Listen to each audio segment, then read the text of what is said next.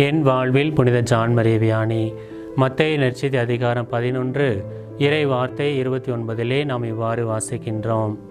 ஆண்டவராகிய இயேசு கிறிஸ்து நான் கனிவும் மனத்தாழ்ச்சியும் உடையவன் என்று கூறுகின்றார். இந்த கனிவு என்கின்ற நற்பண்பை புனித ஜான் மரிய வியானி தன்னுடைய வாழ்நாளிலே அதை கடைபிடித்து சிறந்த குருவாக அவர் வாழ்ந்து காட்டினார்.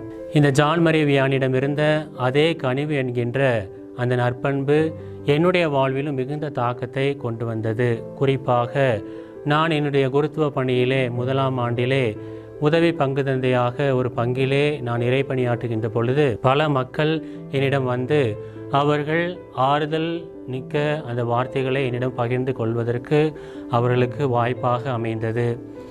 அதே போன்று ஒரு முறை ஒரு முதியவர் வந்து என்னிடம், ஃபாதர், என்னுடைய வீட்டிலே என்னுடைய மனைவி என்னிடம் பேசுவது கிடையாது, என்னுடைய பிள்ளைகள் என்னிடம் பேசுவது கிடையாது, எனவே நான் அனாதையாக உணர்கின்றேன் என்று கூறினார்.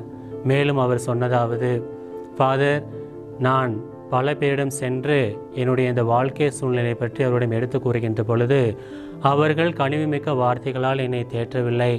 ஆனால் நான் உங்களிடம் வந்து அந்த கனிவுமிக்க வார்த்தைகளை பேசுகின்ற பொழுது நான் மிகுந்த மன நிம்மதி அடைகின்றேன் என்று கூறி அவர் மகிழ்ச்சியோடு வீடு திரும்பினார். இந்த ஒரு சிறு நிகழ்வு தான் என்னுடைய வாழ்விலும் ஒரு விதமான ஒரு ஊக்கத்தை தந்தது.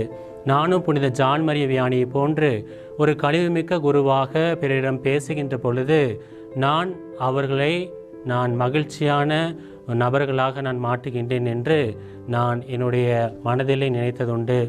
அதே புனித ஜான் மரியிடம் விளங்கிய அந்த கனிவு என்கின்ற நற்பண்பை நானும் என்னாலும் என்னுடைய குருத்துவ வாழ்விலே அதை கடைபிடித்து ஒரு நல்ல குருவாக எதிர்காலத்திலே வாழ்வேன் என்று நம்புகின்றேன்.